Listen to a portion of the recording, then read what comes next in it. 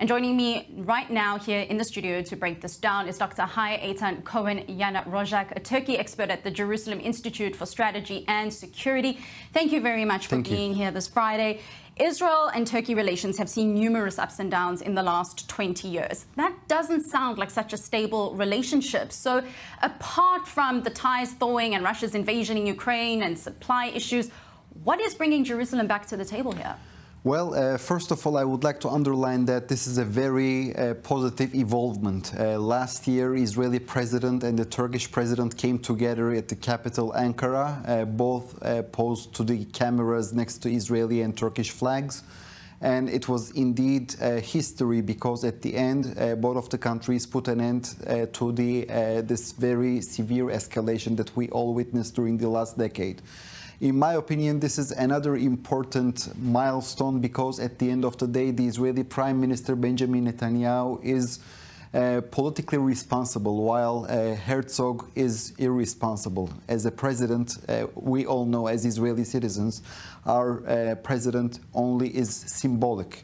Right, has more of a ceremonial role. Yes, indeed. And our prime minister, in this case, Benjamin Netanyahu, is politically responsible. And also, on the other side, the Turks in Turkey, the Turkish president Erdogan, is also politically responsible. So, in my opinion, now the two countries are upgrading their normalization process. And this is a new page. This is a healthier page because at the end, both of the gentlemen are going to take decisions and we are all be affected from that. In the news, you also mentioned the possibility of touching the lives of the Palestinians. Mr. Erdogan is giving so much importance to that issue as well. And of course, if the Palestinians will have something that they may lose, so it will also contribute to the national security of the State of Israel. So it will be a win-win situation, not only for Israel, not only for Turkey, but also for the Palestinians. Absolutely. I want to touch a little bit more on this. We do have to go out for a quick break, but I do want to touch more on exactly what you brought up, the point in question of the Palestinians, because yes, a win-win situation in perhaps the bigger picture, undoubtedly. But Benjamin Netanyahu at the moment has, along with him, probably the most far-right government in the history of Israel, which may not necessarily see eye to eye with that. So I want to touch a little bit more on that straight after the break. Doctor, stay with us.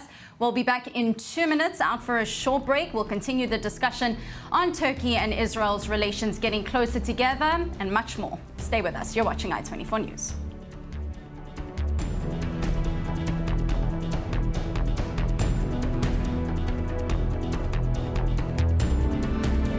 It is very much related of what we are experiencing here in the land of Israel.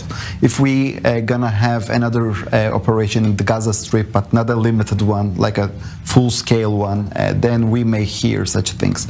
If we will witness a tension in the Temple Mount, again, we may hear these kind of criticisms. We did not reset Mr. Erdogan. He is not a computer that you are pushing this button of reset.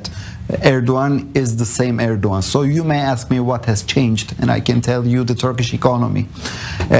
Since we are witnessing the devaluation of the Turkish lira and the deterioration of the Turkish economy, he needs gravely foreign investment. And this need of foreign investment dictates him to mend fences with all of the Middle Eastern countries, not only with Israel. He also mended fences with Egypt, and nowadays he's trying to mend his fences with Bashar al-Assad. He already did with the Emirates and Saudi Arabia. Long story short, when we are looking at the common denominator of all of these countries, Abraham Accords, the spirit of Abraham Accords that dictates us. If we want a prosperous Middle East, we have to leave this antagonist foreign policy. And that is why Mr. Erdogan is also making his foreign policy compatible with the needs of the current circumstances.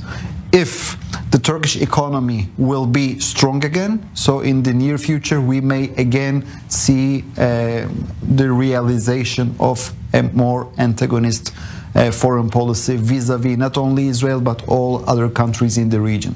It's always interesting to see how economics and politics seem to be intertwined. Doctor, thank you very much for joining us here on the show. Thank you.